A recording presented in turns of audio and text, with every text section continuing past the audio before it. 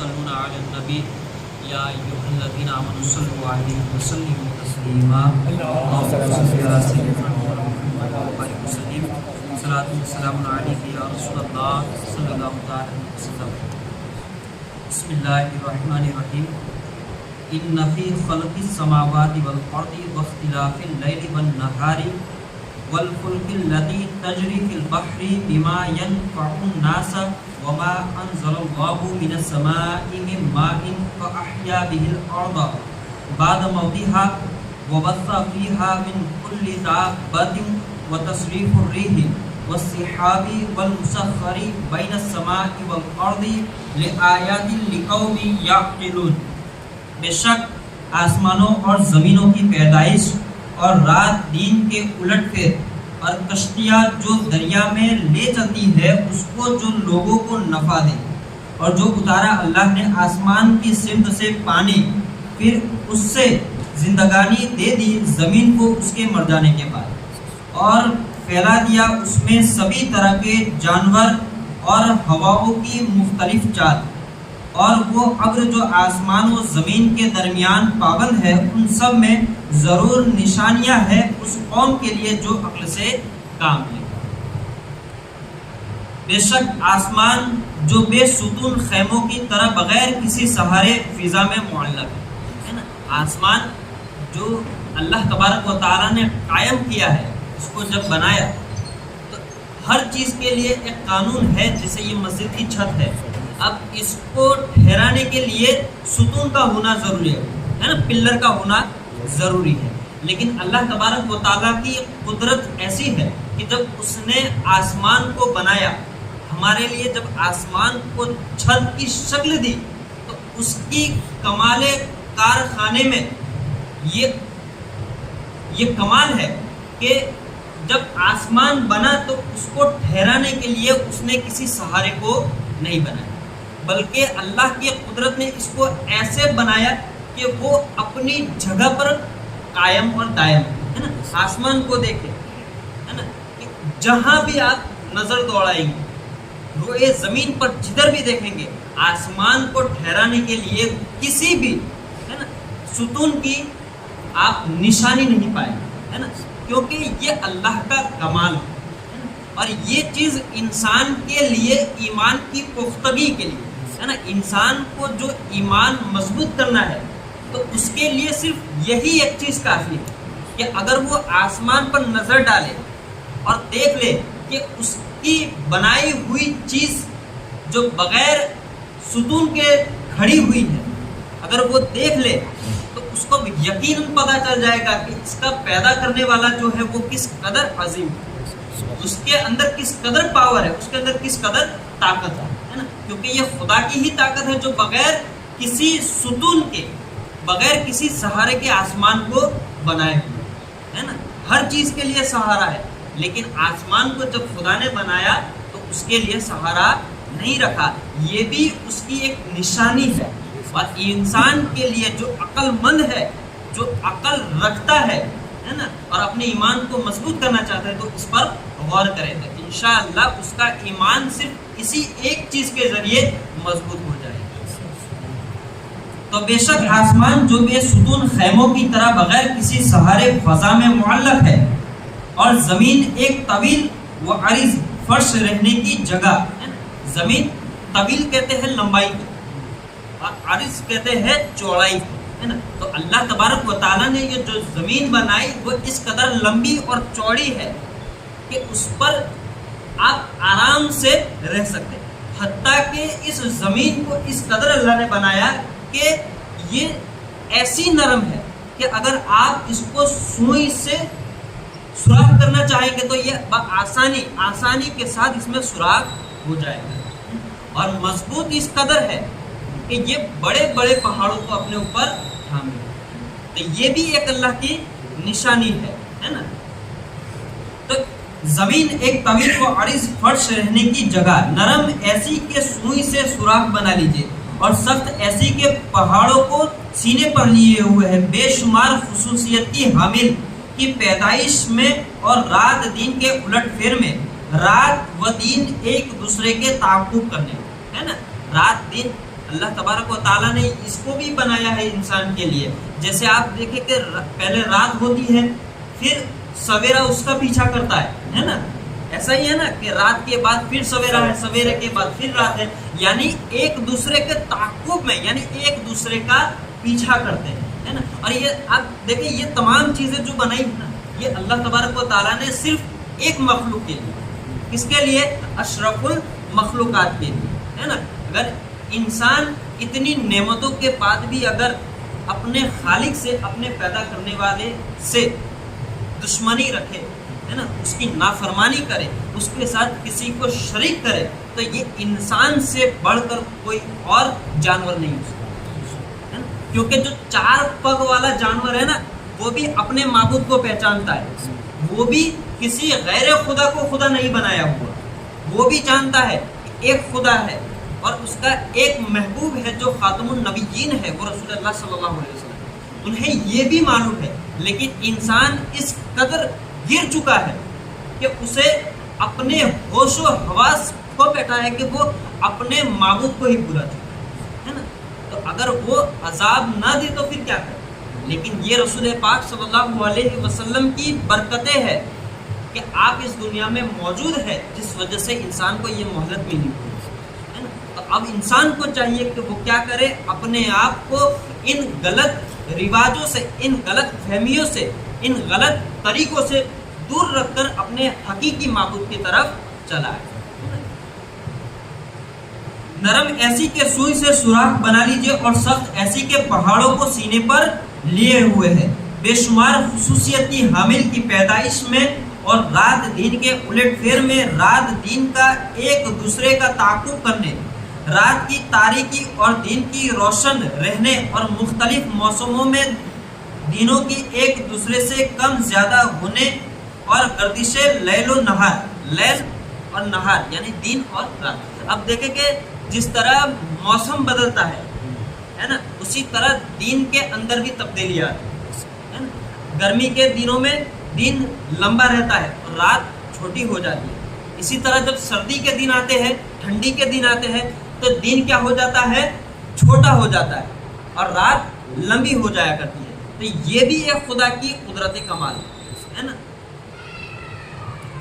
اور گردش لیل و نہار کے نظام میں کبھی بھی فرق نہ آنے، اور وہ کشتیاں جو دریا میں لے چلتی ہے اور مسافروں کو اور اس تجارتی مال و اسباب کو جو لوگوں کو نفع دے، تو لوگ اس میں سفر بھی کرتے ہیں. اور قیمتی فائدہ بخش سامان بھی اپنی ضرورت کے پیش نظر ادھر سے ادھر منتقل کرتے رہتے ہیں. اور اس کے علاوہ جو اتارا اللہ تعالیٰ نے آسمان کی سمت اوپر سے نیچے برسنے والے ابر بارہ کہتے ہیں بادلوں کو. جو بادل پانی برساتا ہے اس کو کیا کہا جاتا ہے؟ ابر بارہ. اور ضرورت کے پیش نظر ادھر سے ادھر منتقل کرتے رہتے ہیں. اور اس کے علاوہ جو اتارا اللہ تعالیٰ نے آسمان کی طرف اوپر سے نیچے برسنے والے ابر بارہ سے پانی، پھر اس پانی سے زندگانی دے دی، سر سبز و شاداب کر دیا، قابل کاشت بنا دیا، ہے نا. جب اللہ تبارک و تعالیٰ نے ابر بارہ یعنی بادل جو پانی برساتے ہیں انہیں حکم دیا، تو اس حکم سے جب وہ پانی برسا رحمت بن کر، تو اس برسنے کی برکت سے اللہ تبارک و تعالیٰ نے جو زمین تھی اس کو سر سبز و شاداب کر دیا، اس کو ہریالی والا کر دیا، ہے نا. اور اس پر کمال یہ ہوا کہ جو زمین بنجر ہو گئی ہے نا، اس بنجر زمین کو بھی کیا کر دیا اللہ تبارک و تعالیٰ نے پھلدار بنا دیا. کس سے؟ اللہ تبارک و تعالیٰ نے اپنی رحمت سے، ہے نا.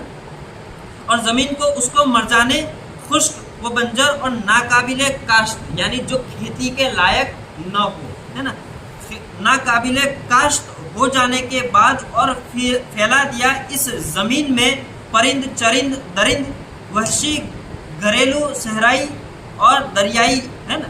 اللہ تبارک و تعالیٰ نے جب ان تمام جانوروں کو جب دنیا بنائی تو اس کے اندر بارش برسائی، اور جو زمین بنجر تھی اس کو اللہ تبارک و تعالیٰ نے اس کو کیا کر دیا؟ قابل کاشت کر دیا، یعنی کھیتی لائق اس زمین کو بنا دیا، ہے نا. پھر اس کے بعد کیا کیا, اللہ تبارک و تعالیٰ نے زمین کے اوپر درندوں کو پھیلایا, پھر چرندوں آسمان میں پرندوں کو پھیلایا, درند یعنی شیر چیتا وغیرہ کو پھیلایا, اور اس کے بعد جو خشکی کے جانور ہیں یعنی جو صحراؤں میں رہتے ہیں, ہے نا, جو جنگلوں میں رہتے ہیں, وہاں کے جانوروں کو بھی اللہ تبارک و تعالیٰ نے بنایا. پھر دریا کے جانوروں کو بھی اللہ تبارک و تعالیٰ نے بنایا. سبھی طرح کے جانوروں اور ہواؤں کے مختلف چال ڈال جو اپنے چلنے کی سمت آگے پیچھے اور شمال اور جنوب چکر کاٹتی رہتی ہے, اور یہ کبھی گرم ہوتی ہے اور کبھی ٹھنڈی, ہے نا. ہوا کو ہم دیکھتے ہیں جو ایک سمت پر نہیں بہتی, ہے نا, ایک سمت پر نہیں چلتی, بلکہ وہ الگ الگ دشاؤں میں گھومتی رہتی ہے. کبھی کبھی ایسا ہوتا ہے کہ وہ ہوا ہوتی ہے جو ٹھنڈک بھی دیتی ہے, کبھی اسی ہوا میں ہمیں گرمی بھی ملتی ہے, اور کبھی ایسا بھی ہوتا ہے کہ یہ ہوا جو ہے وہ اللہ کی طرف سے رحمت بھی بن جاتی ہے اور کبھی عذاب بھی بن جاتی ہے.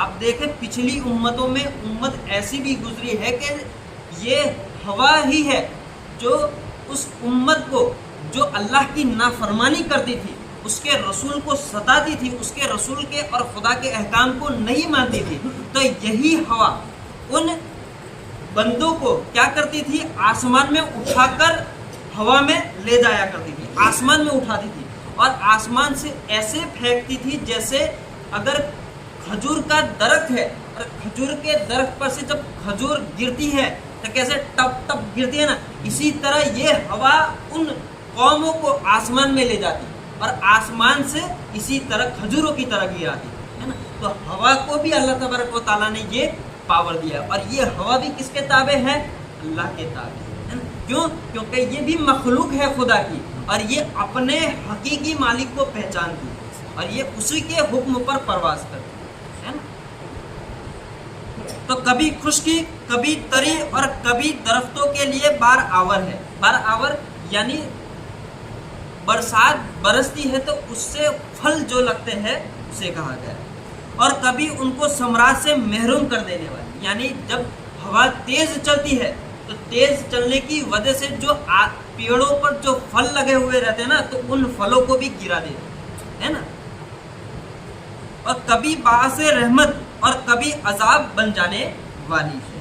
اور ہر وہ ابر جو آسمان اور زمین کے درمیان حکم الہی کے آگے سرانگو یعنی اپنے سر کو جھکائے ہوئے, ہے نا. سرانگو کسے کہتے ہیں, جو اپنے سر کو جھکائے ہوئے ہے. تو یہ کس کے آگے سر کو جھکائے ہے, یہ خدا کے آگے اپنے آپ کو جھکائے ہوئے, ہے نا.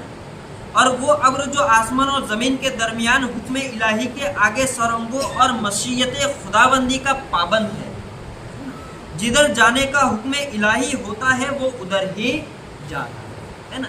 دنیا میں ہر چیز آپ دیکھیں, جب سے دنیا بنی ہے اور جب تک دنیا رہے گی تب تک ہر ایک چیز خدا کے فرمان پر چلتی ہے نا. لیکن اللہ تبارک و تعالیٰ نے ان تمام مخلوقات میں ایک مخلوق ایسی ہے جسے اپنی مرضی پر چلنے کی مہلت دے دی ہے نا, اور وہ کیا ہے, انسان, ہے نا. انسان کو حکم دیتا ہے اللہ تبارک و تعالیٰ کہ نماز پڑھو, جھوٹ نہ بولو, ہے نا, کسی کے مال کو غصب نہ کرو, ہے نا, میرے علاوہ کسی کو معبود نہ بناؤ, میرے محبوب کی اتباع کرو, اس کی پیروی کرو. لیکن انسان کرتا ہے, نہیں کرتا, ہے نا. لیکن اس کے علاوہ ہر وہ چیز جو دنیا میں ہے, جیسے ستارے ہو گئے, چاند ہو گیا, سورج ہو گیا. چاند جب خدا جب چاند کو حکم دیتا ہے تو وہ نکل آتا ہے, ڈوب جاتا ہے. سورج کو حکم دیتا ہے تو وہ ڈوبتا ہے, نکلتا ہے. ہوا کو حکم دیتا ہے تو چلتی ہے نا. بادلوں کو حکم دیتا ہے تو بادل پانی برساتے ہیں. یعنی تمام چیزیں اللہ کے حکم پر چلتی ہیں, اللہ کے حکم کی پابند ہے. لیکن اللہ تبارک و تعالیٰ نے اپنی مخلوقوں میں انسانی ایک مخلوق ایسی ہے جسے اختیار دیا کہ آج میں نے تمہیں چھوٹ دی ہے, لیکن میں نے تمہیں طریقہ بھی دیا ہے. اب اس طریقے پر چلو گے تو تمہارے لیے بہتری ہے. اب اگر تم اس طریقے کے خلاف چلو گے تو تمہارے لیے سخت عذاب ہے. اور تمہارے لیے جب میری پکڑ ہوگی, ہے نا, جب میری پکڑ تم پر ہوگی تو تمہیں کوئی چھڑانے والا نہیں ہے نا. تو خدا نے بندوں کو اختیار دیا ہے کہ جیسے چاہے زندگی گزارو، ہے نا، یہ اختیار ہے. لیکن اختیار کے ساتھ ساتھ اللہ تبارک و تعالیٰ نے ہمیں ایک شریعت دی ہے اپنے محبوب کے ذریعے، اور یہ شریعت پر چلنا ہمارے لیے فائدے مند ہے. اگر اس سے ہم ہٹے تو ہمیں نقصان ہی نقصان ہے. ان سب میں ضرور خدا کے وجود، اس کی وحدانیت اور احدیت، اس کی قدرت و حکمت اور اس کی الہیت و الوہیت کی معرفت کی بے شمار روشن نشانی ہے نا. ان تمام چیزوں میں اللہ تبارک و تعالیٰ کے واحد ہونے کی نشانیاں ہیں. اب اگر ایک کے علاوہ بہت زیادہ بھی خدا ہوتے نا جو نظام کو چلا دے، تو اس نظام میں کیا ہوتی، گڑبڑی پیدا ہو جاتی. اگر ایک خدا کے علاوہ دوسرا خدا ہوتا، اگر وہ کہتا، ایک خدا کہتا کہ مجھے کیا کرنا ہے، دین کو نکالنا ہے، اور دوسرا کہتا کہ نہیں رات ہے، تو دونوں میں جھگڑا ہوتا، اور جھگڑے کی وجہ سے پورا نظام جو ہے وہ درہم برہم ہے نا. تو یہ نظام جب سے بنا ہے اور جب تک رہے گی دنیا تب تک یہ نظام جو چل رہا ہے یہ بھی گواہی دے رہا ہے کہ خدا ایک ہے نا، گواہی دے رہا ہے نا کہ خدا ایک ہے. اگر ایک کے علاوہ دو ہوتے تو ضرور اس میں تبدیلی ہو جاتی، لیکن اس میں تبدیلی نہ ہونا یہ بھی خدا کے واحد ہونے کی نشانی ہے نا.